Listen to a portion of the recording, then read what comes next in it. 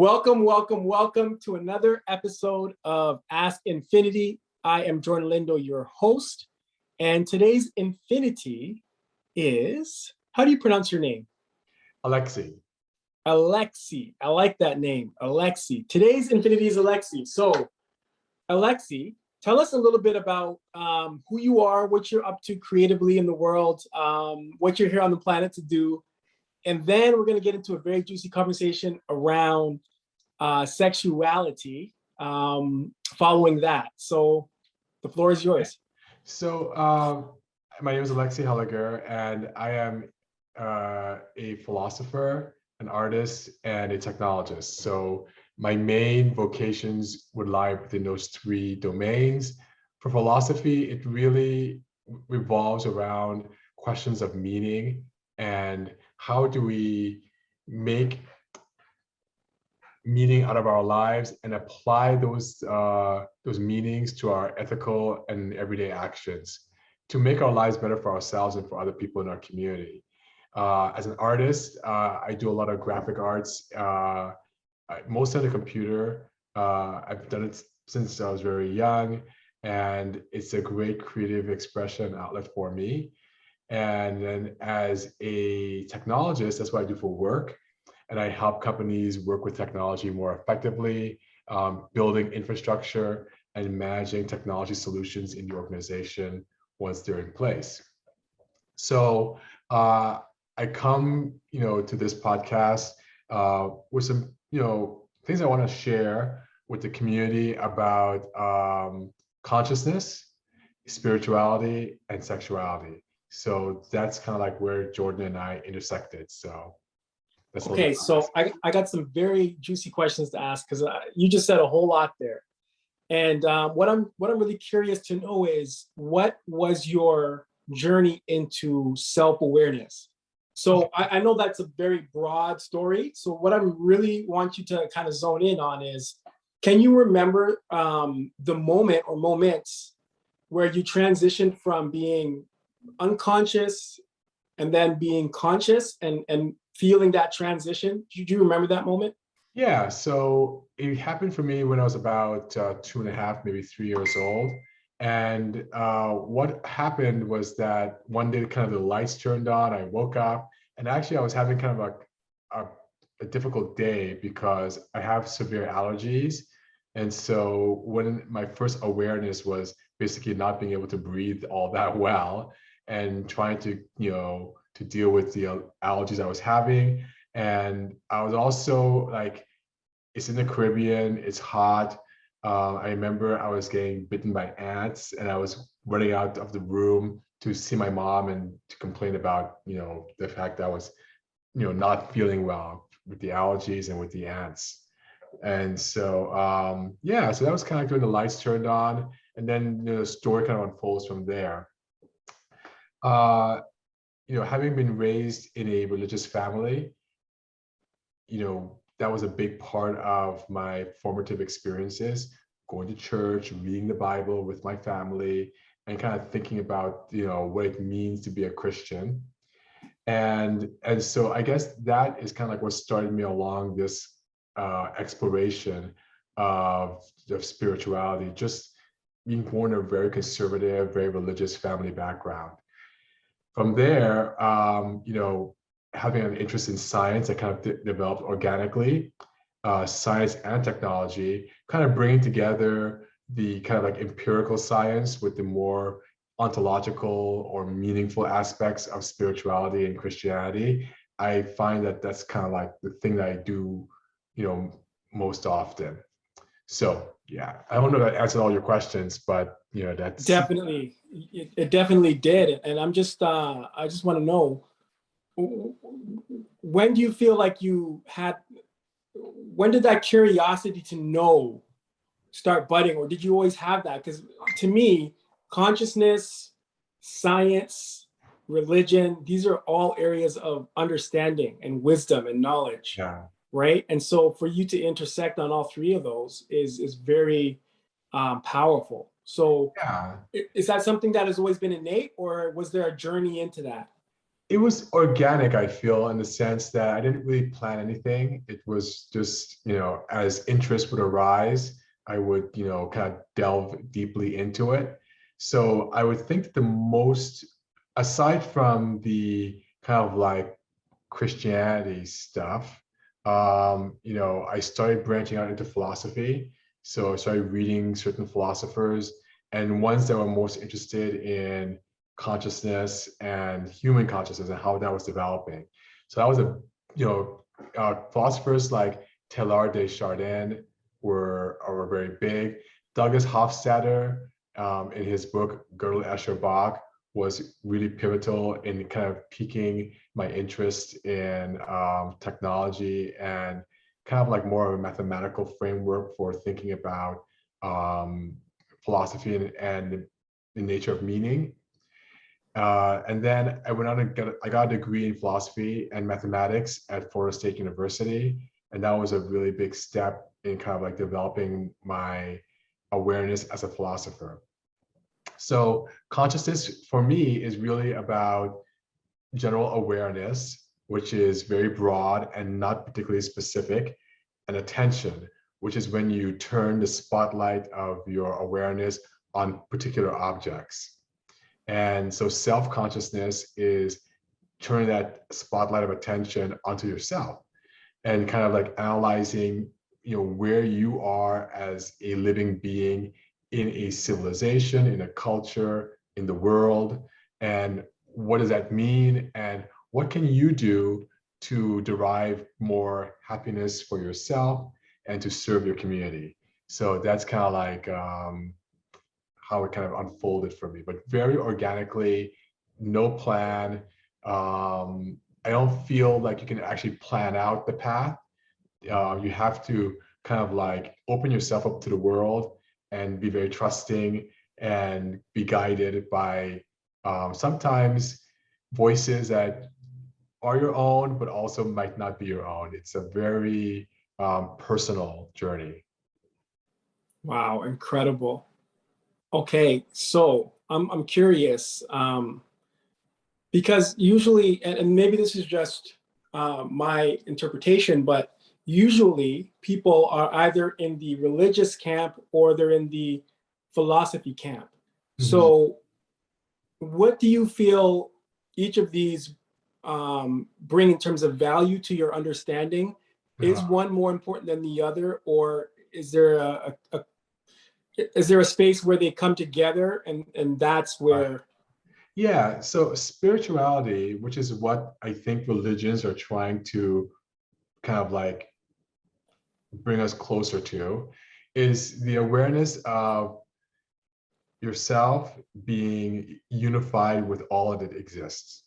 So the spiritual question is really, what do I do in this situation or in this context, given the fact that we're all one, right? Everything is one. And so we tend to think of ourselves as in a world, kind of like separate and almost at war, in a battle with existence or the world, the fight for survival, so to speak, right? But spirituality is really about not that so much as you are the world, you're one with the world.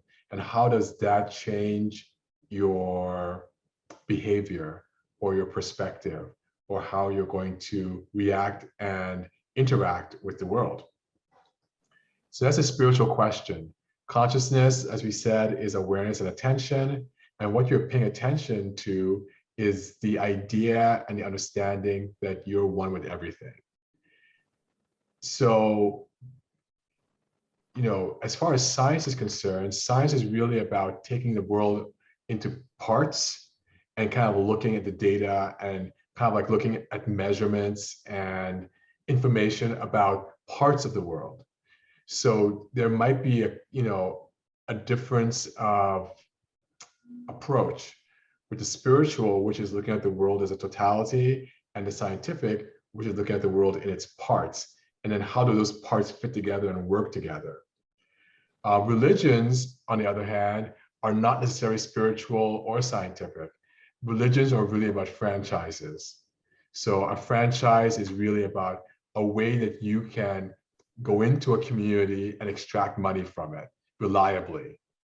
And so religions are about franchise. And my approach today is less about religions and more about spirituality and looking at the different so-called spiritual sages from antiquity, going back to, the Buddha or Jesus or other spiritual leaders and guides, and the people who wrote the mythical traditions of the Greeks and the Indians and the Norse, and other cultures, and taking that and trying to derive relevant meanings for today, but also to reinterpret those teachings in ways that serve our communities today, and not just rely upon, ancient knowledge or ancient discoveries or the wisdom of the sages, but to have our own contribution to that conversation. Brilliant, brilliant, brilliant. So you're bringing something up in my mind, and I want to ask, at what point then, because what I'm hearing you say is you've gone through this journey of self-understanding, the scientific approach, spirituality, understanding what religion is.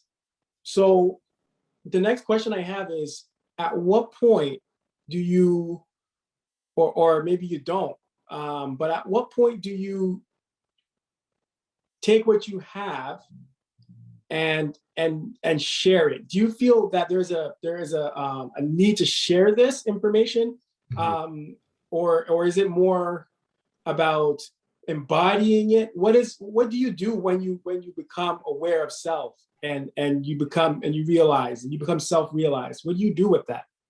Well, the biggest issue is how do you affect the world in a positive way? How do you change the world for the better? And I think the best approach for that is to work on yourself, to develop yourself as a personality, as a person in the world who are doing the right things. So for instance, I know of people who really want world peace, for instance, right? But they're not talking to their parents or their mom or their dad. And there might be good reasons why, those communications are blocked or breached or not safe. But if you can begin to work on the personal relationships, the ones that are very close at hand, and improve those, then the whole world improves. So the beginning of all positive change is the self. And you may think, well, I have the most control over myself, but you'd be surprised how little control you have over yourself, over self-discipline, self-awareness, and how difficult it is for you to express your inner intentions and desires in a world that may seem not aligned with those, right? So the spiritual practice is really about bringing into alignment your inner intention and your inner motivations and desires, bring it into alignment with the rest of the world, creating those agreements. And those agreements and the practice together create the reality that we experience every day. So it begins with first an image in your mind of what you want, understanding of your desires. That comes through self-awareness, attentiveness, self-care, and then translating that into agreements that you can form with the rest of the community, translating that into a sustainable practice, which would create the reality that aligns with your inner desires. Absolutely. Absolutely brilliant. Oh my God. Okay. So in interest of the podcast, I'm going to keep moving. There's so much that I could dive into with just what you just said there, but I know we have limited time. Mm-hmm. So I feel like as you develop into these understandings, understandings, overstandings, whatever you want to say, there's a potential that it could, what's the word I want to use here? Set you apart from the average person. Did you have that experience where you felt like maybe not ostracized, but maybe there was a line between you and the everyday person that you were trying to interact with? Did it bring you closer to people? Did it push you away from people? What was your experience as you were going through this journey of understanding? That's a really good question. There's a lot of things about, about my history and my context that would drive that. The sense of feeling marginalized, not fully valued, not fully heard by the dominant culture. So culture is the way a group of people or civilization deals with their environmental context, right? So the culture, say, of a desert tribe would be very different from the culture of an Arctic tribe, right? Because they have different environmental concerns they need to face, to manage, right? So the culture is very much linked to the environment, but also it's linked to the biological need for you to reproduce and continue your culture, your civilization through children, right? So as a gay person, that's something that kind of like, and a gay person who was developing that consciousness within a very conservative religious paradigm, that was something that immediately kind of set me apart. We live in a dominant culture that's dominated by white males and white supremacy in general. And that was also something that, again, was a marginalizing thing that kind of like made me stand out. Within the Black community, the agendas and the kind of like the way that the Black community has adjusted and reacted to white supremacy, one of the ways is to not value, I think, necessarily intellectual positions, right? That is too many people in the Black community acting white, right? So the intellectual attitude is not as valued as much within the Black community as I would say in other communities. So that was something, the Black American community specifically, we do have very robust intellectual traditions in the Caribbean and also in Africa from the Black societies and cultures there. But in North America, especially in the United States where I grew up, it wasn't really something that was valued. And so that was another way that set me apart from even the Black community. Finally, as an immigrant, my parents are immigrants, and I also am an immigrant to Canada. That was a unique experience that also kind of sets you on the margin. So there are a lot of opportunities for me to observe dominant communities or dominant cultures from the margin, from the side. So being kind of an outsider in that respect gave me unique opportunities to get a perspective of the dominant culture and to also comment on the things that a dominant culture can do to be more inclusive, but also to realize the gifts and the potential of all the people who are contributing and coming to that culture. So does that answer your question? It was kind of a long answer, but. No, I encourage that people be long-winded. Okay. It definitely answers the question, and it also leads to another question, which is identity. Yeah. Because as you become conscious, I feel like how you self-identify becomes a different experience. And so I want to get your perspective. As a conscious man, do you identify as a Black man? Right. So yeah, so identity is really this beautiful aspect of ourselves where we begin to place ourselves within a culture, and it kind of, identities allow us to create a shorthand for how we are going to expect ourselves to behave in the culture, but also how we expect the culture to behave towards us. So I've expressed that I have a gay identity. Now, many people feel that you're born gay, and I don't agree with that. I feel like biologically, we're born with certain inclinations, right? And those inclinations can be weak or strong. So some people have a very strong inclination towards a particular kind of sexual expression, for instance, right? And you're born with that. That's something that you're born with. The gay identity is something that we accept and we take on as a result of having a certain kind of expression not be valued within the dominant culture. So when I say I'm gay, I'm saying I have a certain expression, sexuality or queer or whatever. I have a certain expression, and that expression I know is not being valued within the dominant culture. And so I am going to expect the culture to address me with respect to my concerns around that particular identity. And I will also be attentive to the culture and what it's looking for, or what it's requiring for me to do, given that I've selected this particular identity and this particular expression is attached to it. So the same thing goes for being Black. My Blackness is an identity that I select for.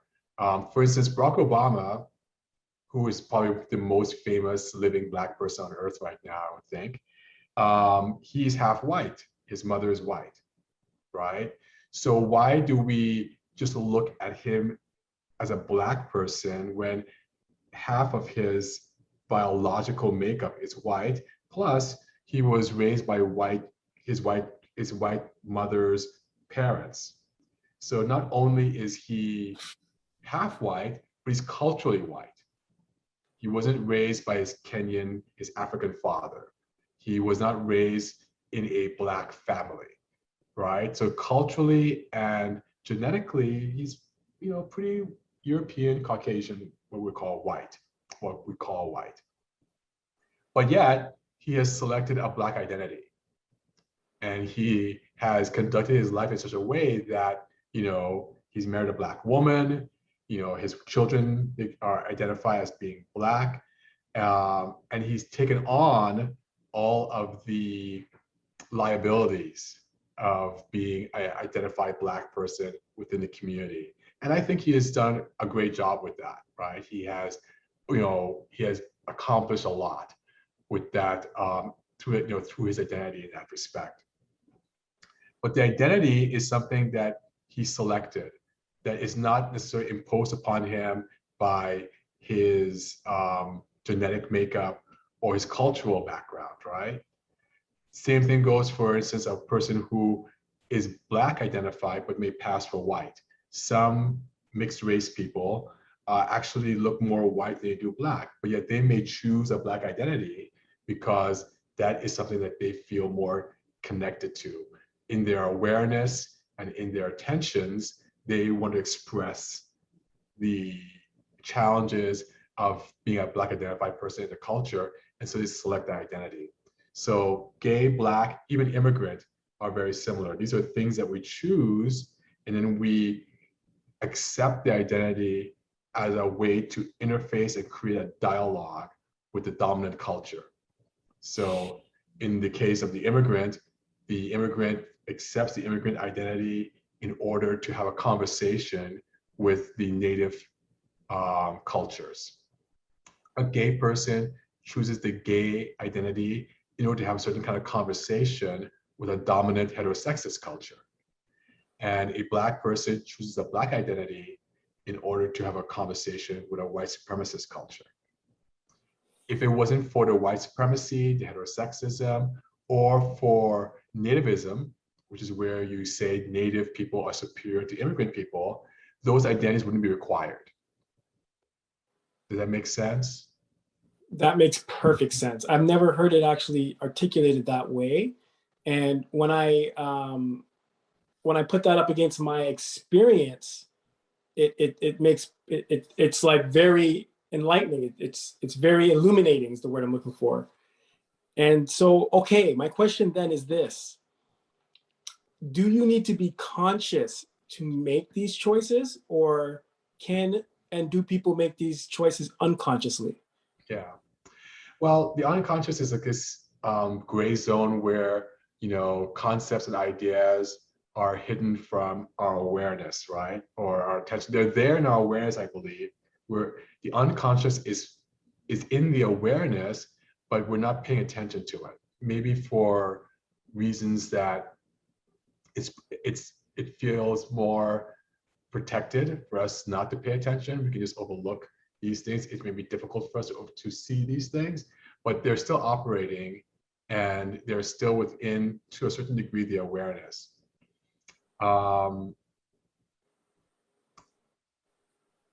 Yeah, so can you go back and state your question again? Yeah, for sure. I do this too. So my question was, are people making the choices to subscribe to sexualities, races, or native cultures consciously, or is it happening on an unconscious level? Right. So most people, they feel as if the identities are imposed upon them. In other words, you're born gay, so you had no choice. It's just something that's imposed on you. The same thing with being Black. Black is something that, oh, I'm dark skinned, I have African kinships, I'm Black, right? And also the same thing goes for, an immigrant status. Immigrant chooses to come to another country, or maybe their parents chose, right? And so in that choice, you're accepting a certain level of, you're stepping down from a certain amount of privilege that you may have had in, say, a native situation, right? So native people have certain privileges that immigrants don't have, right? So, so most of the time, these identities tend to feel accidental or imposed. And so my main thesis is that when you approach your identity from a consciousness perspective, you realize that these identities are actually chosen. And so a person can, for instance, so in the case of heterosexism and sexuality, I know there are a lot of men who identify as straight, but they have sex with men, right? But if you say to them, are you bisexual? They say, no, I'm straight. So they're choosing a straight identity, and they're doing it for specific reasons that are personal to them oftentimes, right? But their behavior, right, is not heterosexual. So people say, well, because your behavior is not heterosexual, you must be gay. And that is always a mistake, in my opinion, because here we are looking at a behavior as if behavior defines identity. Right? So, for instance, there are a lot of people who identify as being gay, but have never had sex with a same-sex partner. So let's say it's someone who is, a teenager, and they're not sexually active yet, but yet they can still identify as gay, but they've never had sex. So the behavior is not determining their identity in that case, right? Maybe the expectation of behavior would, but their actual behavior is not. Or there are gay men who, for whatever reason, have stopped having sex with men. And maybe they're older, maybe they can't find a partner or whatever, but they haven't had sex with men in years. And yet they still identify as being gay, right? Or so we don't want to impose identities on people. I think that ideally all these identities are selected.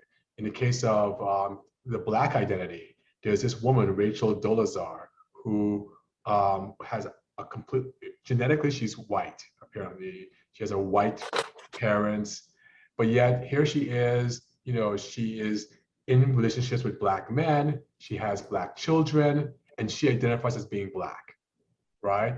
And many people are upset at her because, well, you're stealing the Black identity. And they want to put an identity on her that they felt is appropriate, right? And I feel this particular approach just serves white supremacy in the sense of Blackness is tied to African heritage, right?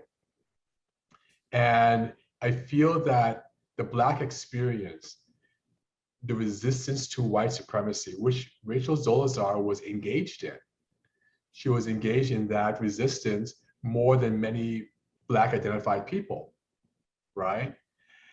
And so I feel that if she identifies and feels more connected to that Black community than she does to a white community, I think she should be embraced by the Black community as a Black person, regardless of a genetic heritage, right? So I don't feel like identities can be imposed on people, nor once a person reaches consciousness, they're accidental. Once a person reaches consciousness, they realize that identities are chosen and they know why they're choosing the identity and how it's affecting their lives and the lives of of the people who they're in community with. Man, I don't even know what to say to that. Listen, I'm not a person who is easily quieted. I usually am, but that was like completely mind expanding. That entire everything you just said, and I resonate with it because I can see it. Even when you look at East Indians, right? The second that they hit the Caribbean, they're coolie. And then all of a sudden we accept them as one of our own, as a Caribbean person. And it's like, well, what happened? Why are they all of a sudden Caribbean when 2 seconds ago they were in East India, they were considered Indians. Right. So I'm starting to understand that it's like we're playing with concepts and we're moment to moment changing what is okay and what we're co-signing certain things as we evolve. Mhm. And I feel like as that evolution continues, we're gonna be able to, like you're saying, understand that identity is a I don't want to say fluid, but I want to say identity is an experience that is happening that you get to enjoy. Yeah, I would say that identity is a conversation that you're choosing to have with a broader community. Typically, a broader community that is promoting some kind of hierarchical system. So basically, the hierarchy is in a white supremacist culture, which is what we live in. The hierarchy is that white is best, and white gets access to the privileges of the culture, right? First, white supremacy means white people who identify with that and who are given that identity, they get service first, right? And so in order to contrast with that, there has to be another kind of contrasting identity, right? Which is a Black identity, right? And so when you select a Black identity because maybe it feels forced upon you because you're dark skinned, or maybe you choose it because even though you're light skinned or even white, you choose it because you want to have a certain kind of conversation with the dominant culture, right? And the same with gay identity. A person who is straight, a man or a woman who's straight and having same-sex partners, but identify as straight, they're saying, I want to have a certain kind of conversation with the dominant community, the dominant heterosexist community, right? Versus a person who says, I'm gay, they're choosing to have a different kind of conversation and different kinds of agreements and statements, right? So in the conscious community, what I find is happening is that because identity leads to conversation, or should ideally lead to conversation, right? About what do you want? How can I help you get what you want, right? That's really what the identity, that's the meaning of identity. You're saying, this is what I want, and this is the barriers that are obstructing what I want, or these are the doorways that are opening to what I want, right? And then you're kind of like engaging with a community to help you facilitate what you want. That's all identities are, right? And so when you say, I'm going to accept a Black community, you already know a Black identity, you already know that you're going to have some kind of resistance in the dominant community, right? Now, if you do it unconsciously, in other words, it's imposed upon you, then you begin to feel like you're a victim. And so victim consciousness begins to creep in. But if you do it in consciously, and you say, I am consciously choosing my identity, then you realize that, oh, I'm choosing to have these conversations. And then you can proceed appropriately, right? What happens, I feel, is that many people in the dominant cultures, this is where you and I intersected, is that what is taboo? What is not talked about? And so in a consciousness community where people are embracing a spiritual paradigm, that everything is connected, everything is one, right? But yet they're refusing to have these conversations of identity around sexuality or race or even immigration. They're actually actively not having these conversations. So what they're doing is that for whatever reason, they're constraining the awareness and the attention that is potential, right? They're restricting it because they're afraid to talk about things. They're afraid to talk about maybe their own desires or their own guilt trips, their own fears, their own sense of entitlement that they might be forced to confront, or their own privilege, right? And so what I Oh find my in conscious God. communities is where I came in as taboo is to talk about privilege. There's not a conversation. A lot of the people who are very active in these communities are, privileged people. They are coming from accidental privilege. And even as they say, oh, well, we want to be conscious. We want to expand our awareness. We want to focus our attention so that everybody feels one with the community. I find that that doesn't happen. And when someone comes in and challenges that, there's a complete shutdown. And so then you hear people in a conscious community say, well, why aren't more Black people a part of the community? Well, the reason why is because they're not invited to the table. You don't really want to have conversations with them or with us, right? Why are more gay people not a part of the consciousness movement? Same reason, right? So the people who participate in those communities tend to fall into the tired ritual, right, of heterosexism and of racism, actually, and other kind of almost kind of right-wing, almost Nazi kind of agendas. Well, They actually fall into that. you just segued right into what I was going to ask you next, because it almost seems like there is a contrasting tug of war happening. And this is a whole list of interchangeable terms you could use: good versus evil, conscious versus unconscious. Because what I see from what this conversation is bringing up, right? You're showing, and you're being an example of what it means to be consciously in your experience. And so I was going to ask, why would somebody be against that? Yeah. I think that for a lot of people, homophobia is a big thing. And for people who are, queer, confronting homophobia, and heterosexism is a big thing. In other words, heterosexism being the idea that opposite sex partnerships are the default and are the best ways of creating families. Now, some people say, yes, you can't have children without, a man and woman. And that is true, but you can have families, and you can have very rich, vibrant, successful families that are not centered around the assumption that in order to create a family, that men and women must automatically pair bond, and that these are the best pair bonds. And if you step outside of that circle, then you are somehow less. You're not to be taken seriously, right? So that is heterosexism. And in the conscious community, that is the assumed default socialization norm, that's expected, right?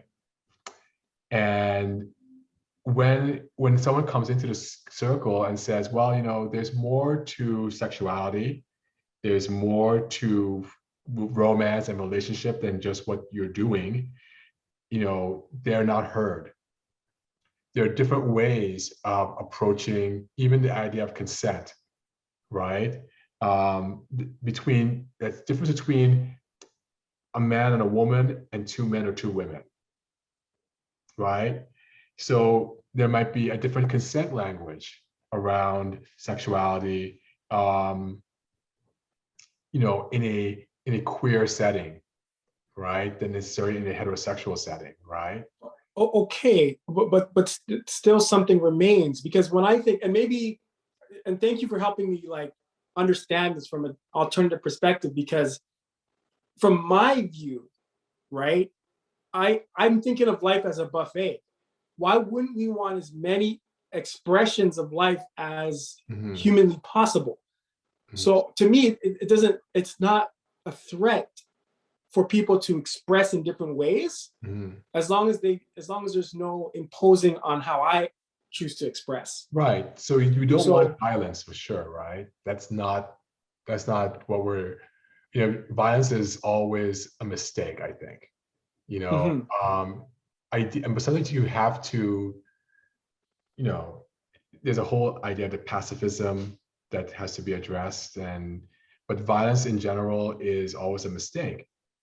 So we're not talking about violent encounters. We're talking about conversations that people are having. We're talking about people trying to live a life of enjoyment and mutual service and pleasure, right? And so that's what we're trying to get to. So we're not trying to impose anything on people or anyone, but we also recognize that because we select identities unconsciously, we're also unconsciously restricted. We don't understand fully how we're limiting ourselves, and we're limiting our ability to express ourselves, or there might be something that we want to express, but we feel like if we did express it, we would be stigmatized, demonized, or not taken seriously. Mm, So the reason why people resist for diversity is yes. oftentimes because of fear, because they're afraid that it might reveal something in themselves that might detract from their privilege. A lot of times people say, um, you know, there are a lot of people who are white, they value very highly their white skin, because it gives them privilege. So they would never want to exchange it to be black. They will never want to take up the black experience because understand it, because it challenges the privileges that they have as white people. Okay. So they may either have to maybe embrace, like for instance, back in the South, when a white person would be friends with or even marry or have a relationship with a black person, they would be called a nigger lover, right? And that would immediately drop their status. So a lot of times people resist diversity because they don't want to lose status, or they don't want to have to deal with the struggle of a non-dominant identity that comes Mm, with a non-dominant identity. And so they unconsciously accept all the things that go with their privilege and with the dominant culture, and they're very comfortable there, and they don't want to challenge any of that. But it's a very self-limiting position to take, and it actually is not very spiritual because it's excluding the expressions of others, and not even really paying attention to it. So people who are on the margin don't feel welcome within the circle, because those within a circle, because they don't want to lose privilege, or they don't want to deal maybe with an internal situation that might cause them to have to lose privilege, or you know step a little bit lower on the dominance hierarchy of the culture. and they just shut down all conversation altogether. They don't want to talk about it because it's uncomfortable. So, or it's taboo, or it's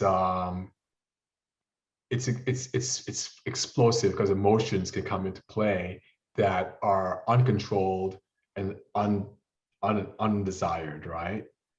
So there's a lot of avoidance in that. And I think that's why people avoid these conversations about race, about gender and sexuality, and even about the role of immigrants in our society. So we're not having Well, conversations. you said something earlier that I kind of want to bring up because I think it's relevant now in the conversation. You said that earlier we were all one. Do you think that that experience of oneness is also playing into why people have issues with contrasting people, like just that ignorance or negating of the fact that we are all one? So it's like, let's say you're white and I'm black, and I don't want to identify you as potentially being connected to me, and so I repel you in order to maintain exclusivity to my whiteness. You think that that's part of that play? Yeah. So we in the culture, in a white supremacist culture, black is looked upon as inferior, right? Not as good, right? Not as clean. And so when you as a white identified person begin to embrace black people, you begin to pick up by association those stigmas. And so you may not want to do that. You may not want to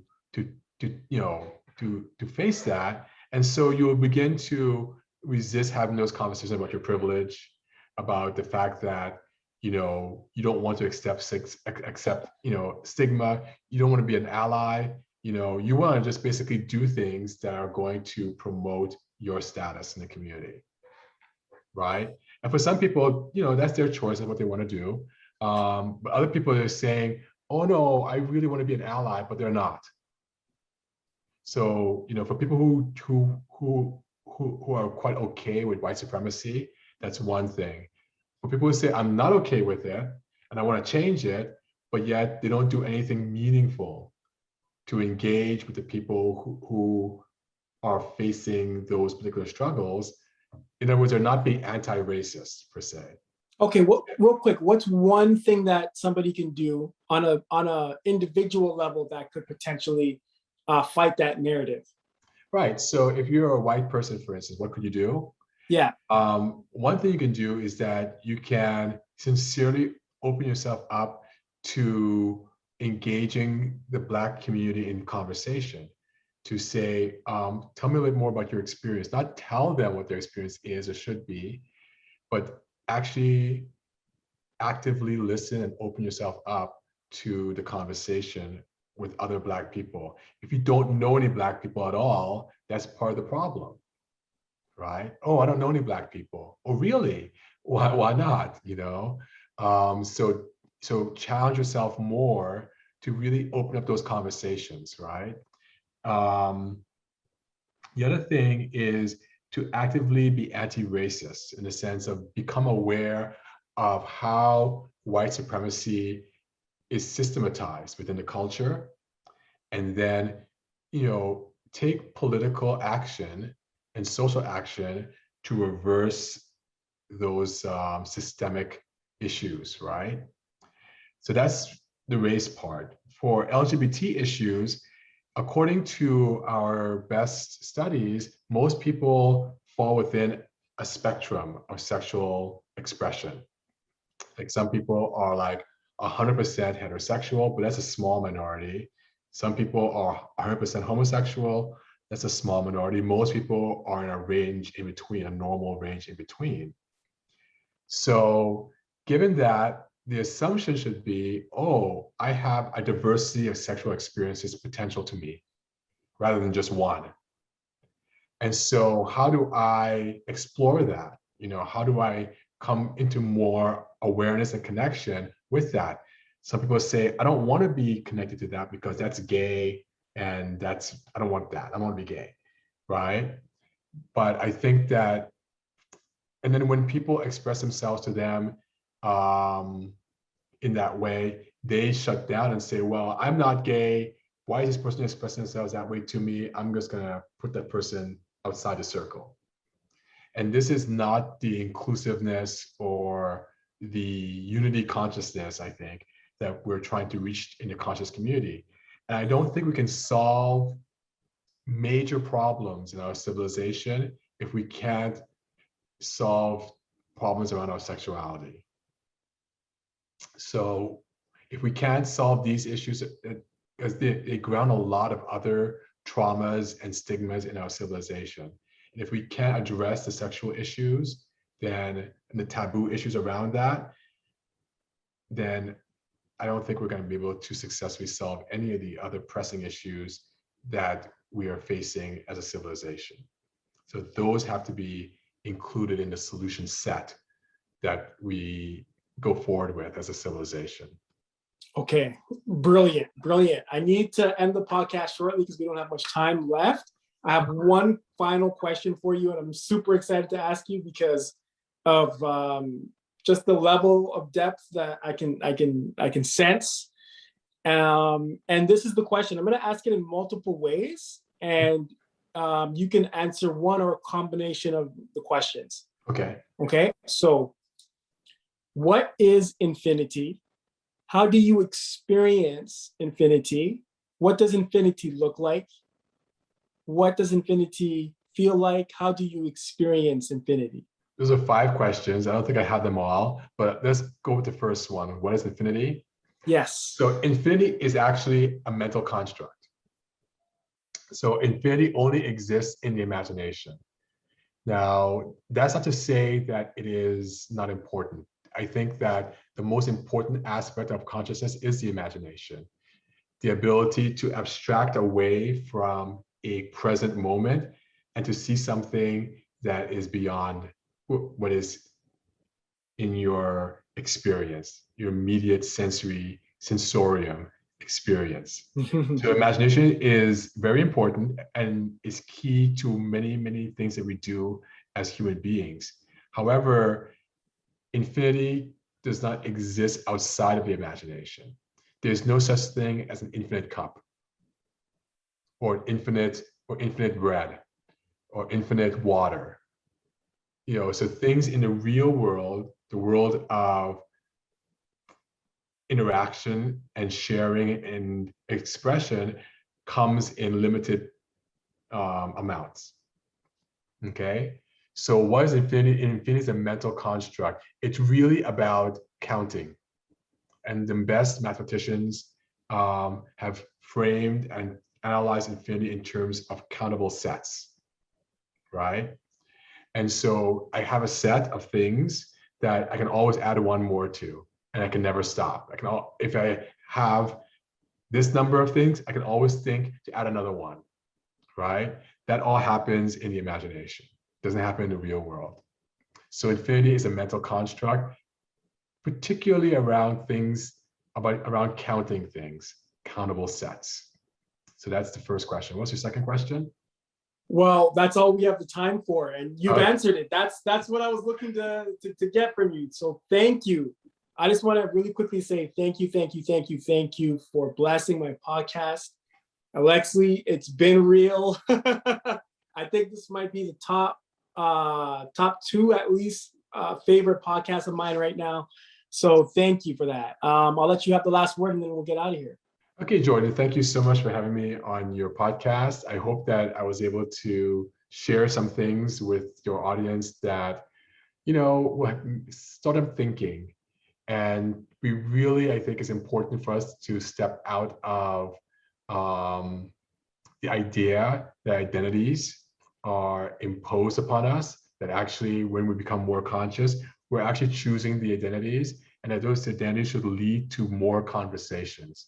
And so if this facilitates more conversation within the conscious community around sexual identity, racial identities and identities as far as nationality and native identities, I think this would be something that would be great. I would like to see that happen more.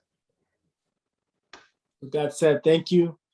Take care. Have a blessed day and all the best. Thank you so much, Jordan. You too. Bye-bye.